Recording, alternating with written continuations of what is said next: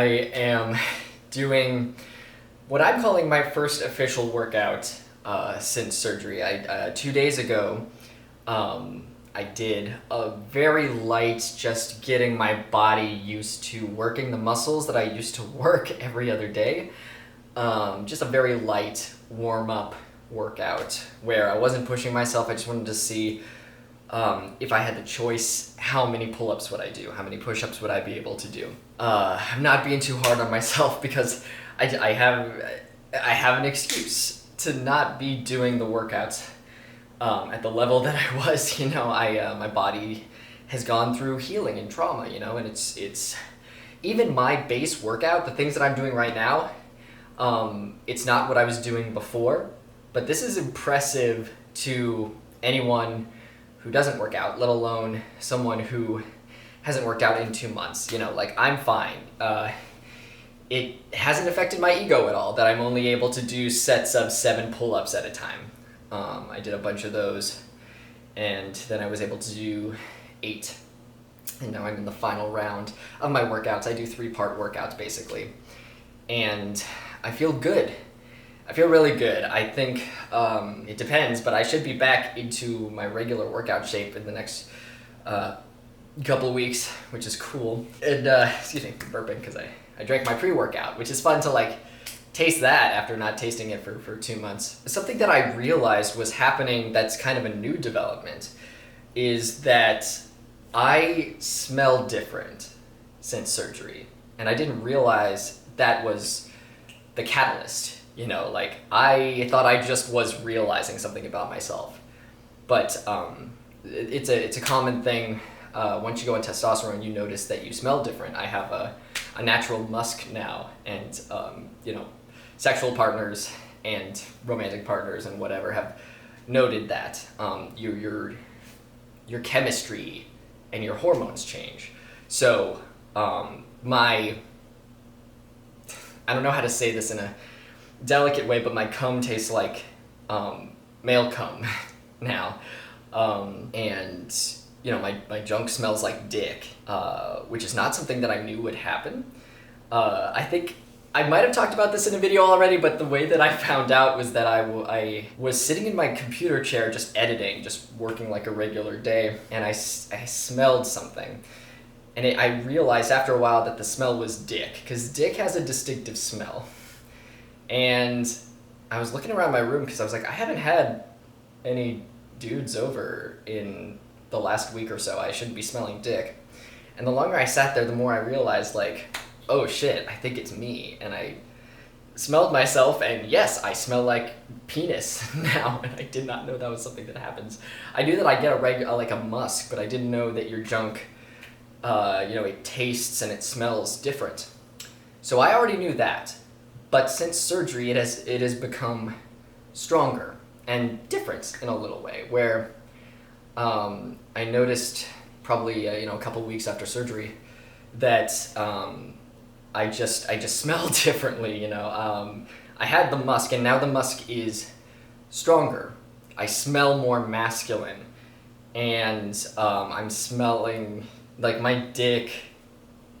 I smell it more often, and it's not like oh, you haven't showered thing. I shower once a day, and even after the shower, I do smell, and it masculine and dick, and it's nice. It's very, very nice, actually. I didn't realize that is something that happens, and I wonder if it has to do with the fact that I do not have the uterus, and I don't have the other parts anymore. But that's interesting. And yeah, I thought that I just, this was a realization that I came to a couple days ago and realized oh, maybe I haven't talked about this on camera yet. So that's a fun side effect. I'm still discovering things that I didn't know would happen. I've started preparing my body for surgery, because now we're 2 months out, and I want to give my body the best chance at healing as possible. So I've started taking my vitamins again, and I'm also drinking a fish oil kind of liquid thing I was drinking that before surgery, and then I had to stop 2 weeks prior to surgery because fish oil makes you bleed more. So they, I believe that's why they make you stop taking fish oil 2 weeks before surgery. Yeah, I just want to give my body the best shot. I want to do everything that I can and just know that, like, when I go into surgery, it's in God's hands, you know what I mean? Like, I've done my part, now let's just see what happens. And I've started making a list, just like an Amazon wish list. Like, obviously fuck Bezos, but this is, you know, I want people want to be able to help me for my birthday every year. It's really sweet that, like, there are certain people that I thought this would stop, but like, every year there are certain people, you know, followers of mine who contact me and are like, hey, I want to give you a birthday gift this year. So I have been keeping an Amazon wish list in order to send to people. And it's really nice that they just, like, consistently every year are like, hey, I want to get you something. And that's very sweet. And I realized that a month after my birthday is my surgery. You know, my birthday is October 28th and my surgery is November 29th. So someone contacted me just the other day. It was last week, and obviously right now we're not even in October. But he wanted to get a jump on it, and I have the best fan base on the planet. Like, that's so nice. But I told him, I was like, hey, that's very sweet of you. In lieu of birthday gifts this year, I have been constructing a list of things that I will need to recover from surgery. So, you know, I have to get everything on this list no matter what, so no pressure either way. And he was like, cool, awesome, you know, give me the list. And today I came home to 2 of the things off of my list. And that's great. I'm excited about that. I also got myself some new underwear because I have been watching a lot of other dudes' videos on their phalloplasty experiences. And I was watching a Q&A that the Crane Center actually conducted with one of their surgeons and one of their medical assistants. And there was also a trans dude there who has gone through phalloplasty. And they talked about this kind of, you know, the underwear, you've probably seen it, where there's a pouch for your dick and your balls to separate. And they recommended that because, you know, after surgery, it's nice to have the extra room and the skin sticking together. I don't know what the science of it is, but, like, if you got skin touching, it might make it more difficult. It'll be easier for it to breathe and heal if you can separate that. So I ordered some of that underwear. I ordered some in my regular size. I wear a medium men's underwear. And I also ordered one size up, so I'll get large, for the days, you know, after, like, when my penis is going to be the most swollen, you know, from surgery because it's healing. They recommended getting a size up so that you got room and you'll appreciate the room. So I got 3 pairs of the large, and then I have some regular for afterwards. And yeah, it's exciting. I get to, like, 2 months out, I'm getting the stuff that I need, and I have a drawer in my bedroom where I'm gathering it all. And it's feeling real. Sorry, I did pull-ups and then came back. I got nervous for a little bit again because I was like, wait a minute, am I gonna be able to work out after surgery? Like, not even right after surgery. I just mean ever again after surgery. Because watching dudes' videos, you know, you basically, I might have a thin little island of skin left where they don't take the graft from. So your hand, you know, I was watching a video where a guy was talking about working out and how his hand swells because there's not as much circulation going through. Your body only has this little stretch, you know, to, like, get the blood through. And I was like, oh fuck, am I gonna be able to work out afterwards? And the long answer is probably, unless something goes really wrong and you develop a condition because of shit that's going wrong in your hand. It might take years or whatever, but you'll eventually get back up to, like, doing stuff. And it's not likely, but it could happen that you can't work out again. But, like, everyone heals different. There are so many different factors. Who's doing your surgery? all these things. What goes on in the surgery with your hand, it really depends on that. And the short answer is, nah, you're probably good. But surgery, there are risks. And like I was talking about before, where I just accepted the worst case scenarios, you're trading something for something. I cannot get a penis that to me feels good and is aesthetically pleasing without trading something for it. Everyone has to pay their pound of flesh. Sometimes it's just literal. And it's interesting because humidity might make my hand worse, and I am in Texas, so we'll see how that goes. And this is potentially stupid, but I am a poet, I'm a writer, it is what I do. And I saw a poem on Instagram that actually just really helped me. I've learned that you can't love rainbows, but hate the rain they come from. Now, I splash in the puddles, knowing the sun is just waiting for its turn. And that fucking rules. It honestly just, it really made me come to an understanding, and now I'm at peace with this decision, because it's you earning something that you didn't have before. And we shouldn't have to earn it. We should be born with it. We should have this paid for, but right now, it's not. I am getting this surgery through insurance from a job that I have. Some people have to pay out of pocket. Some people have to do like fundraisers and shit. And we pay with money, and we pay with time, and we pay with pain. And I honestly don't know if I would appreciate my dick as much if I just got it without any pain. And this is all totally just me talking from personal experience. Like, not all trans people are like this, but for me personally, you know, I've spoken at length about how different of a person I would be if I was born cisgender. Because it's not that cisgender people are bad for being born with penises. It's just that I know that me as myself, if I was born looking like this and having a cisgender dick, I would have impregnated at least 3 girls by now. I would not be humble. I would not appreciate anything that I had. I've had to earn this body through years of pain and years of learning to love myself. And transness should not be just associated with pain.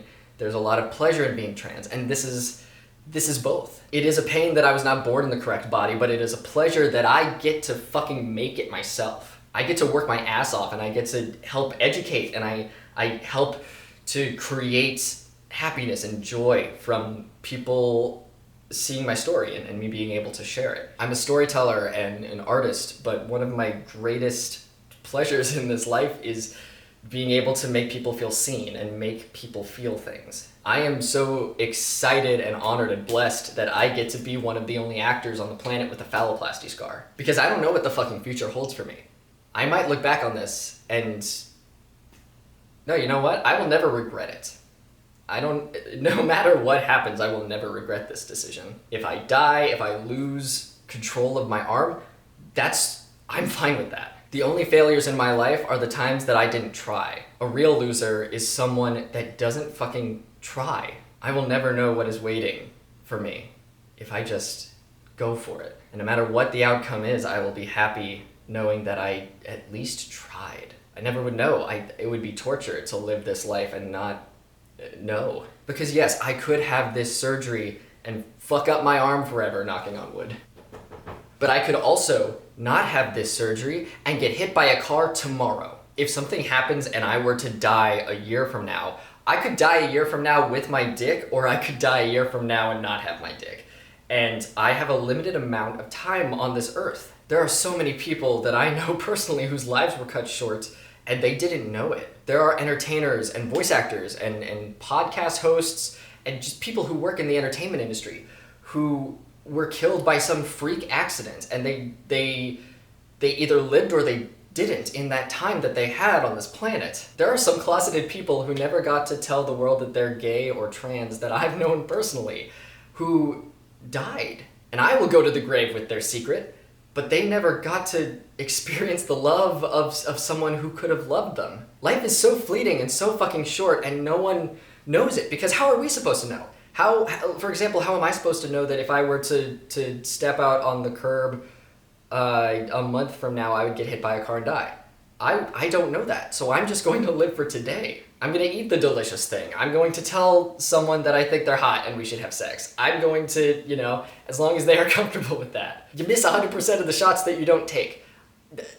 We don't know how much time we have left. And being trans and living most of my life suicidal, I appreciate everything that the world grants me every single morning when I wake up. We're not fucking promised anything. The first girl I had ever fallen in love with, the first girl that made me realize that I could have feelings for girls, we went to college together and we went on a class trip, and then we came back and we made plans to hang out, and then 2 days later she died in a car crash. And I never got to tell her how I felt. I never told anyone how I felt. I had such an empty feeling, like there was this part of me that would never get closure, and it never will. I never got to tell her how I feel. I don't know anything about what would change if she knew. Maybe nothing would change. Maybe everything would change.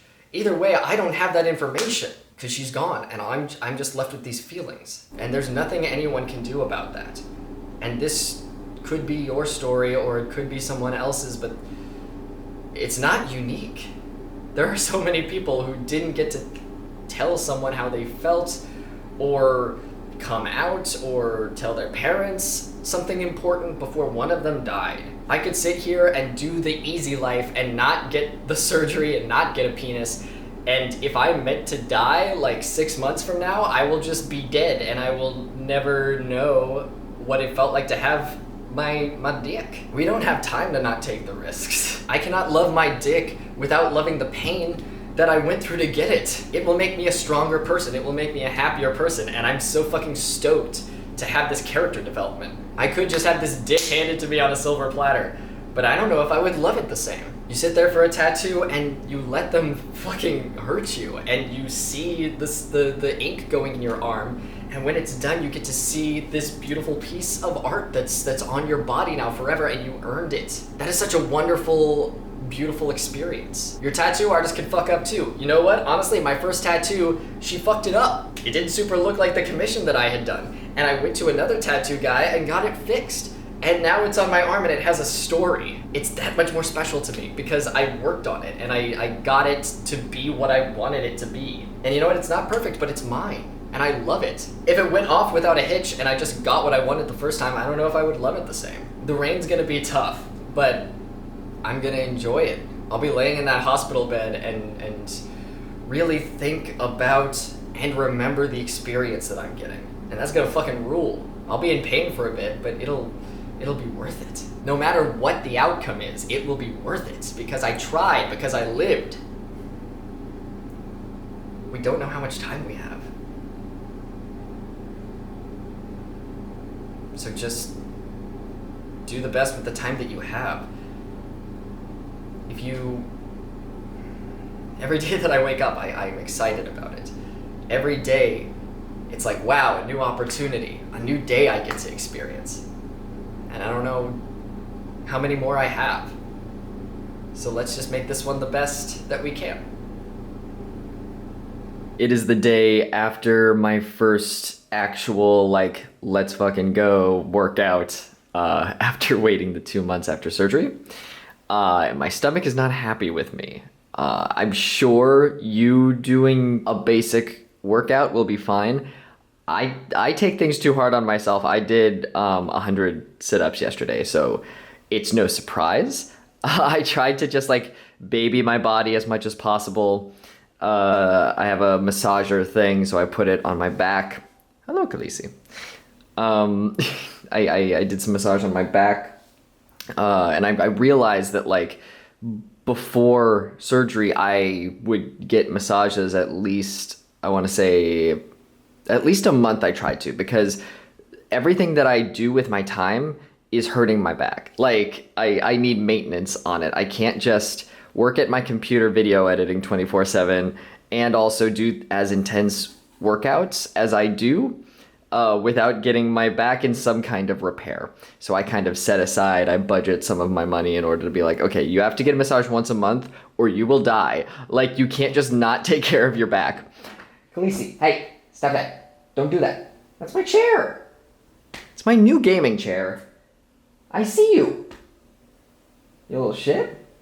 That's why my other gaming chair was so ripped the fuck up, is because you can't keep your little nails to yourself. I'm sorry if you also have a pet named Khaleesi and I just triggered them by like saying, hey, sorry, you're good, everything's fine. Who's a good boy or girl or just an animal? Who knows? Eddie, you're a good pet, whatever. Give them treats. This is your fault, you little shithead. Look at you. You're acting like you didn't do anything wrong. Fuck you. I'm probably gonna put a heat buddy on my back or something. I think I talked about them before. It's those things that that was my business as a kid, is I sold heat buddies, which are just these things of fabric with rice in them, and you put them in the microwave and then you can put them on your back. That would be good, because it's just like, it's feeling tight. The rest of my body is feeling pretty fine.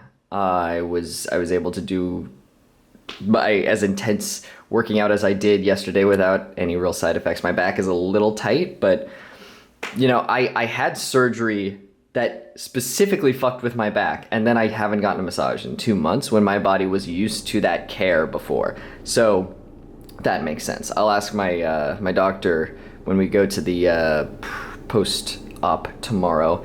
Hey, can I get a massage? Because my body needs it. Ugh.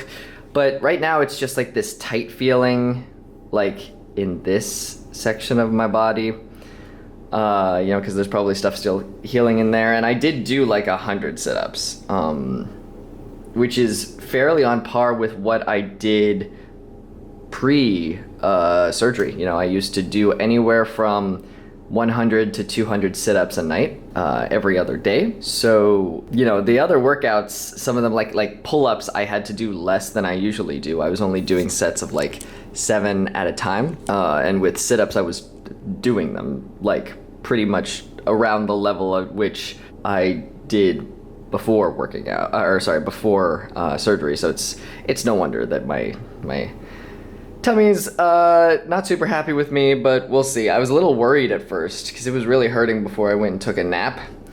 But it's better now. So I think it's just healing. I just need to give myself time. I might just not do any sit-ups tomorrow, or technically today. I'm supposed to work out today, and I'm trying to figure out if I should just like take a night off. Even though I'm used to working out every other day, maybe I should take an extra rest day and just like stream or something else. Because I might as well, because Scott and I go to Austin tomorrow. So I might as well just take the night off, go to Austin, see what she thinks about my body. Who knows, maybe we'll get there and she'll be like, you shouldn't be working out. Like, I don't know. But I tried to observe just from a non-medical minded perspective, like it seems like I should be able to work out. Unless there's like internal stitches that I'm not thinking about that haven't dissolved yet. I think it's just healing stuff. I think my body's just gonna be getting used to the new normal, for you know, I'd say another, I can't imagine my stomach and my body not being up to doing my regular workouts a month from now. You know, like a month is probably on the longer side. It just takes longer for me to heal because I'm on T, and this is a surgery that's you know, meant for, you know, I don't want to say girls. I want to say it's meant for people that aren't me. I also remembered that I do have a pair of these underwear, you know, the ones that have the room for the paine. So that's good. These are nice, and I haven't been able to find them online. These specific pairs, they got discontinued, I think. So it's nice that I got a pair, and I'm used to just wearing them around and stuff, and they feel good and they feel nice. Yeah, I'm excited. It was a good day, but I took a nap at 11 p.m., which is not a good idea. But the thing is, I did my intense workout. It's a lower scale. It's intense for the average person. For me, it was an easy workout. I did my workout, and then I had to wake up 6 or 7 hours later to walk to my electrolysis appointment. So my body was really, really tired. I woke up and I just immediately just wanted to sleep more, and I got myself out of bed, but like I should have realized like, oh, I haven't worked out in 2 months and I'm still technically recovering from surgery and I just did a workout. So my body is going to need sleep to recover. You can't, equivalent exchange, you can't give something without, or rather you can't take something without giving something. Because even when my body was not recovering from surgery, it would need extra time sometimes. Sometimes I would like work out and I would need 9-10 hours of sleep just to replenish my body because I'm doing a lot.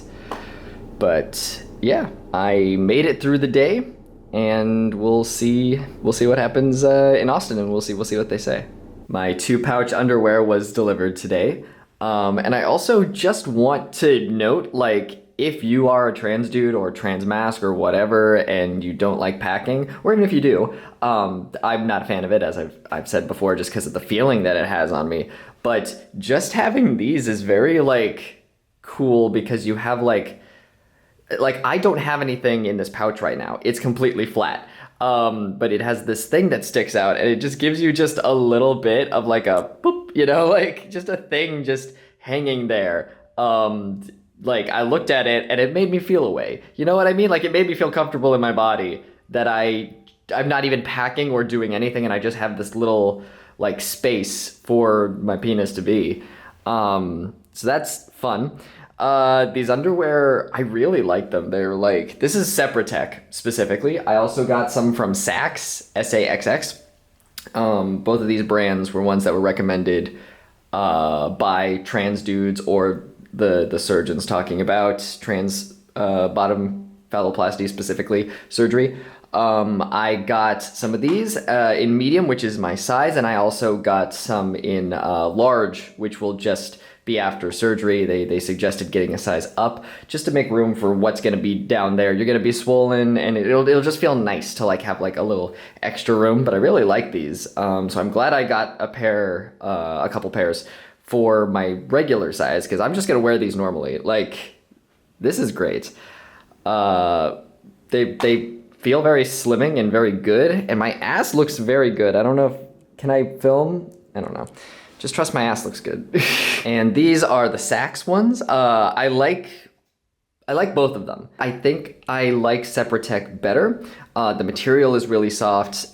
These plaid ones that I'm wearing right now are really soft, but I almost did not like Saxx upon opening them because I have 2 other pairs over there that are not made as with as soft of material. And I was like, ah, shit, are they just all made with this material? Like, it's not bad, but it's not like something I'm excited about when I just felt the Sepratech ones and they're very, very soft and like slim.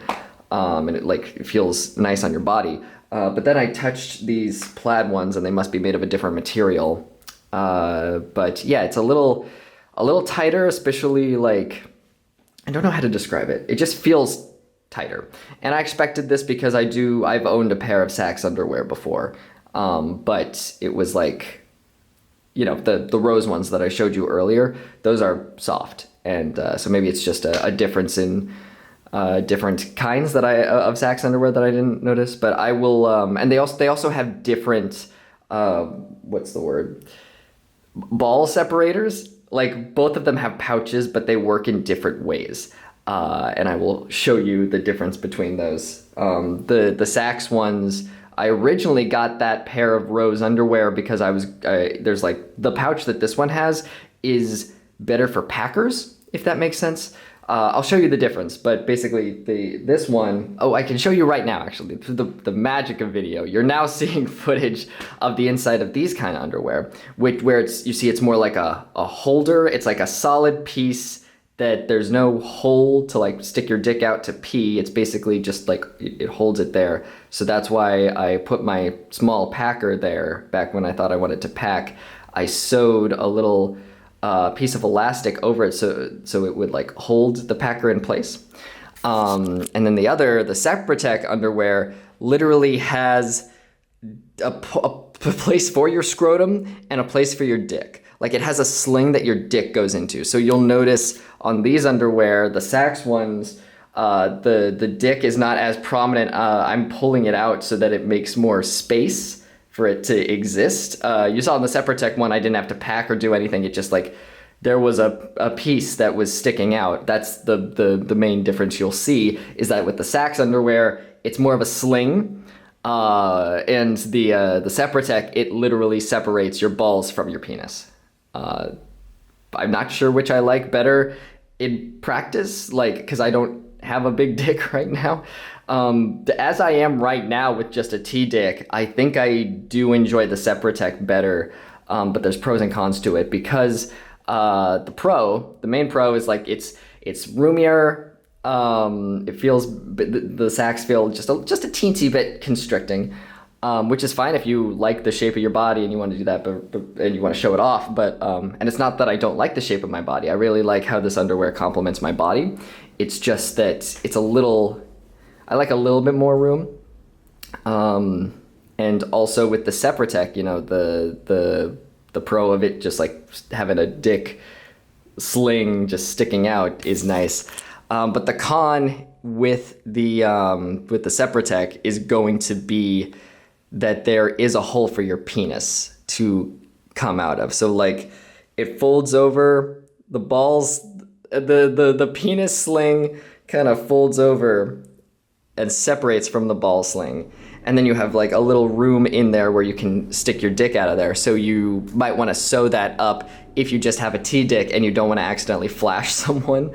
If you're walking around in your underwear, I don't know what situation there could be where it would fly up, but I would just be cautious of that. You know, I would sew it up if I was going to not have a penis for a long amount of time. If I was just going to have a T dick and not have a bigger penis, where I wouldn't have any use for that hole, I would sew it up.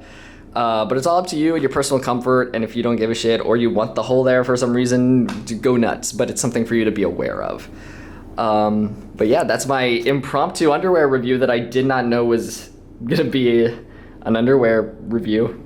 So I had my post-op in Austin yesterday, and that went really well. Scott and I drove up, and I realized sitting in the office that holy shit, this is the last time I have to walk into a gynecology office and feel all the eyes on me, you know, because you're there and everyone's just like, why is this dude here?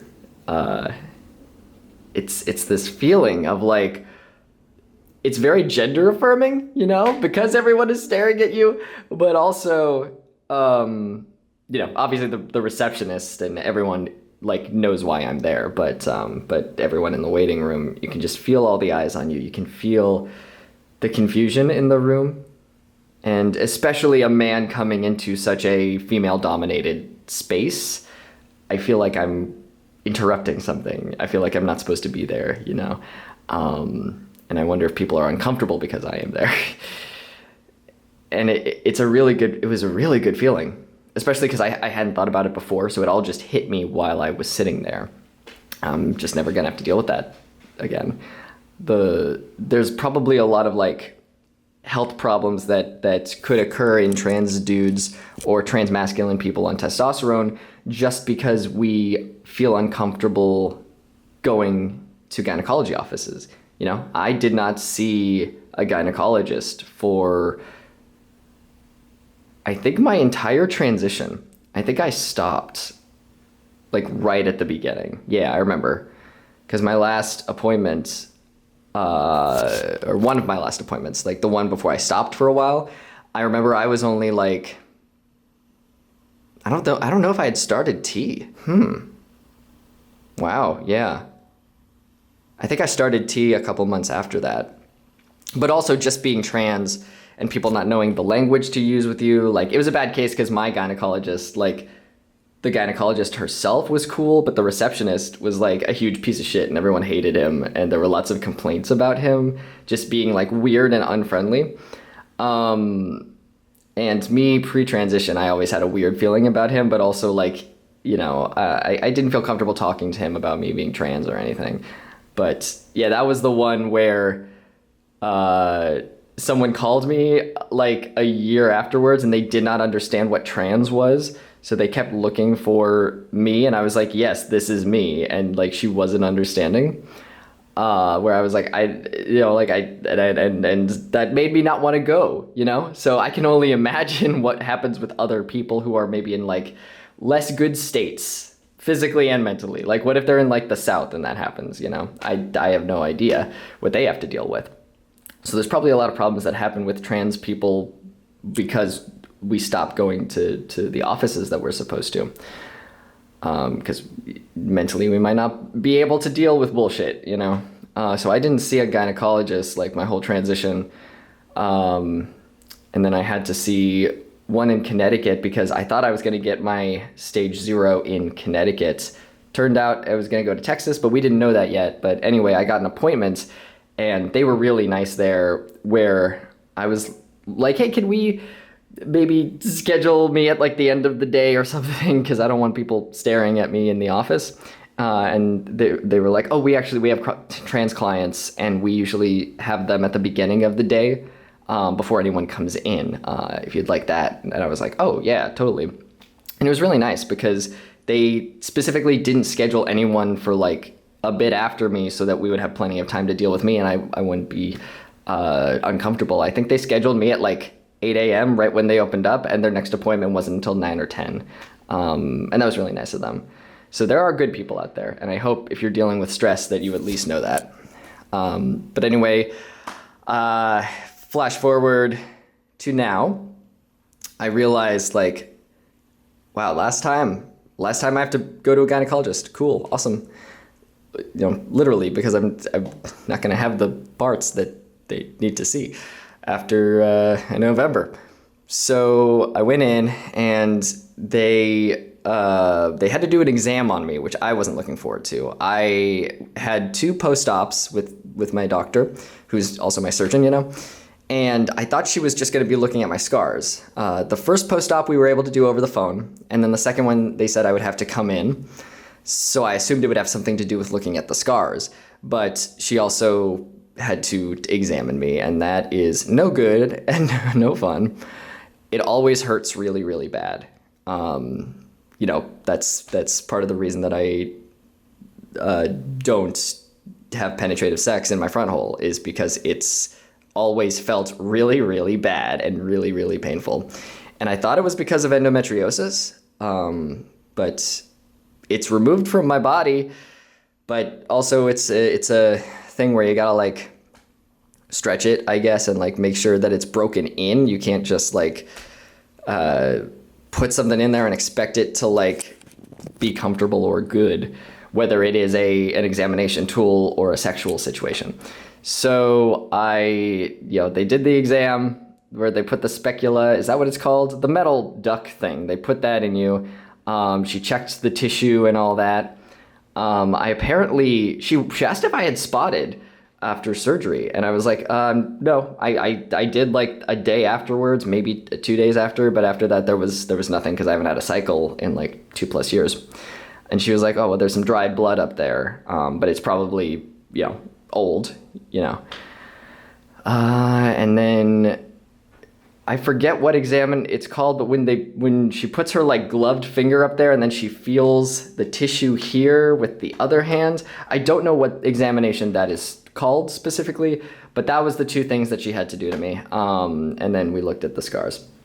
I had told her like, it was funny because I told her like, yeah, I did like 100 sit-ups. That probably wasn't a good idea, and my stomach really hurts. So she felt my muscles here. She said it was really tense here, and I was like, the pain, is that just gonna go away? And she was like, yeah, just and it was funny that she was like typing notes in the computer and was like, exercise must be slowly brought back in, as if to say, it's funny that I was like, oh, I did 100 sit-ups after surgery and my stomach hurts. Is that going to go away? And the gist of it was like, yeah, if you just don't do 100 sit-ups, gradually bring in exercise back in and your stomach won't feel like shit. So that's good to know. Maybe don't do 100 sit-ups right out the gate after your major surgery. But yeah, she said I should be good for phase 1 in November, as long as she said as long as I don't like spot the next week or 2, then we're good. And if I do, I should contact her. But I don't think that's going to happen. But we'll see. It doesn't make sense that it would. But I think she was just confused because there was dried blood, but I think it's just left over, you know. But yeah. I don't know if I'm going to get another examination before surgery. Maybe that's something that happens during my pre-op on the 24th, the day before Thanksgiving. But even if, like, I that will be the last time I ever have to have that part of me examined, and then it will just be literally gone. And that is so fucking freeing to think about, because just like the Packer stuff, you don't think about like things that you won't need to worry about until the situation is removed. I didn't think about how I never have to pack again. I never have to think about STPs. I never have to go to the gynecology office again. I never have to have this really bad examination. It hurts so much. It feels like shit. And it might not feel that way for you. So hopefully it won't. But for me, it's always been terrible and painful. And it's very nice to think that I won't have to go through that again, because, you know, you get scared about surgery. Surgery is a scary thing. And you think about, like, am I doing the right thing? But like, obviously you are. I considered, like, sometimes you have to just give yourself the freedom to say no. You know what I mean? Like, even though I've already got electrolysis done on my arm and I just wouldn't have hair on this, whatever, I can always back out. And I thought to myself, what if I don't get the surgery?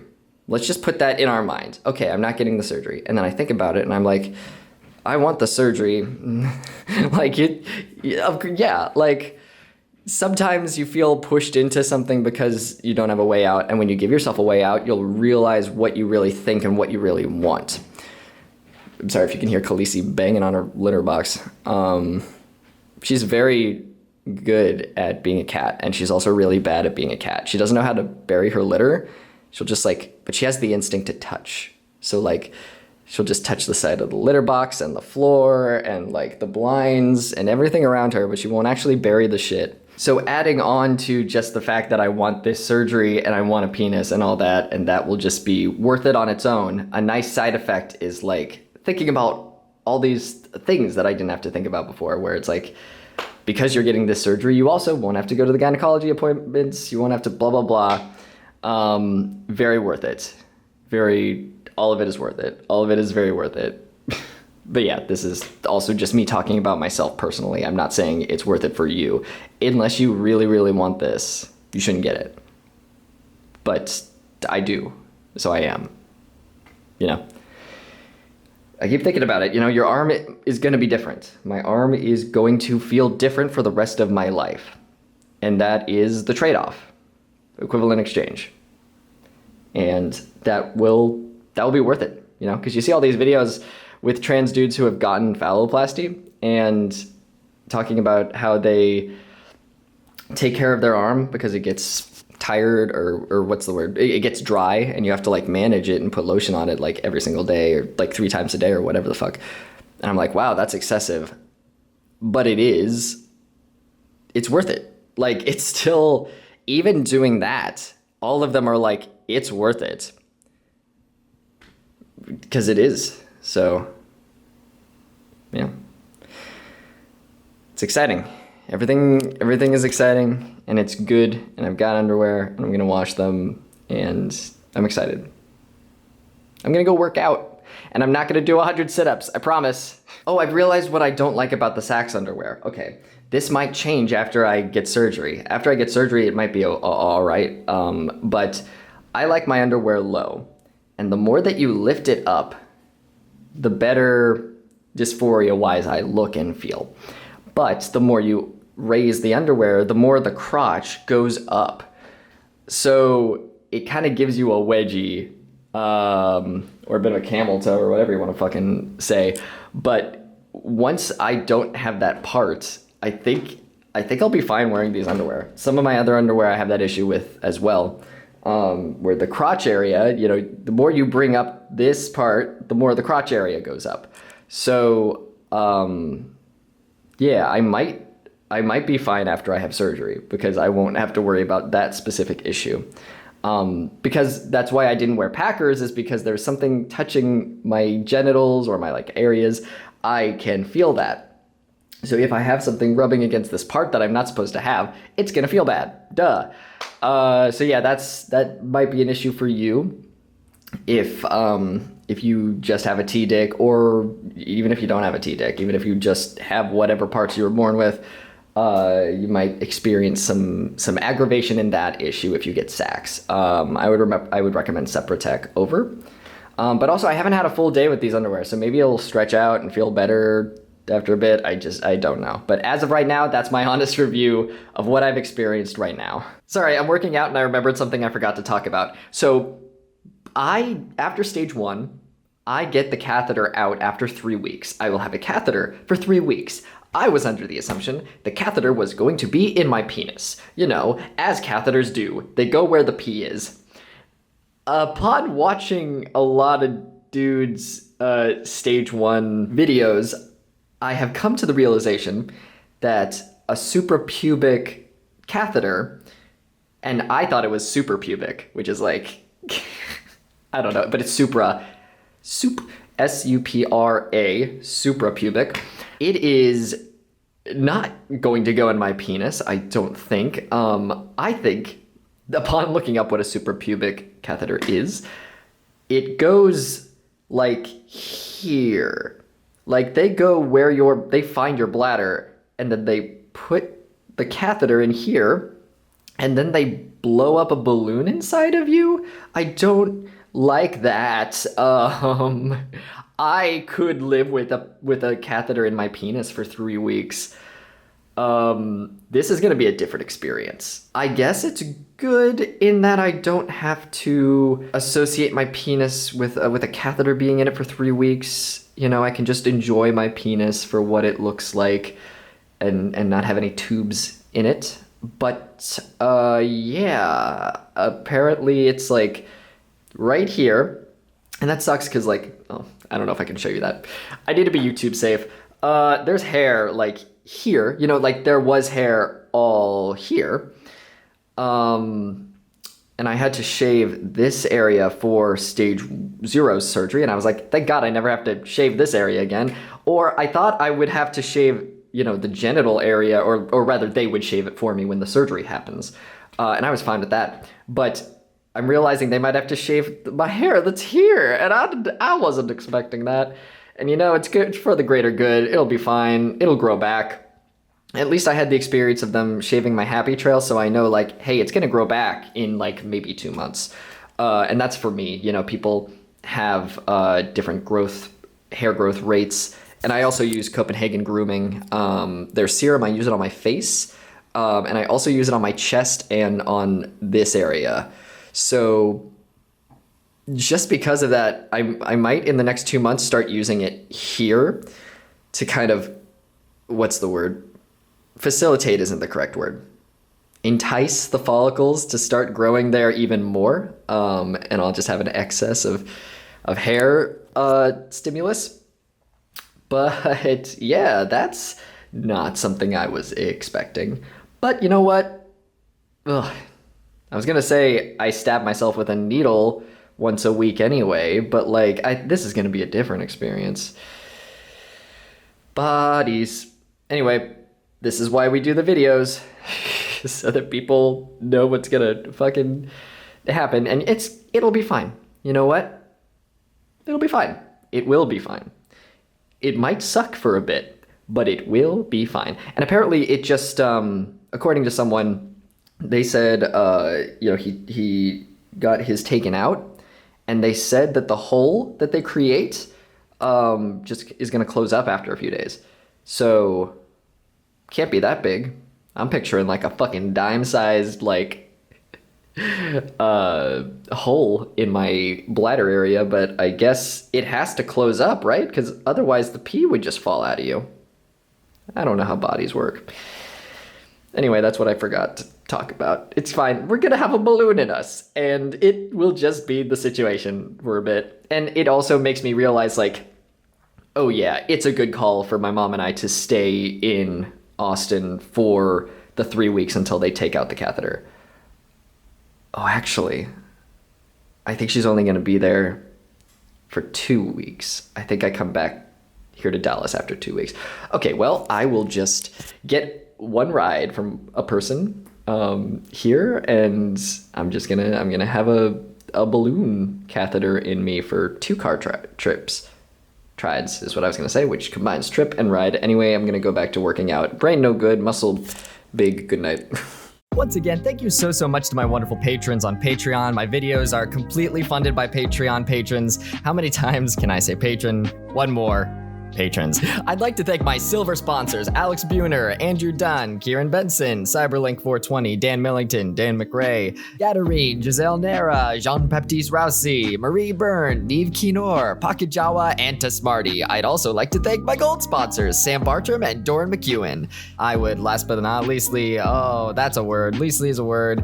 Diamond sponsors, thank you so much. EPAM, Getty Skog, Rosie Kinks, and Tsukiyomi. Thank you so much to all of my wonderful patrons. If you want to hop on all over the Patreon, there's stuff over there. Fuck, I don't know.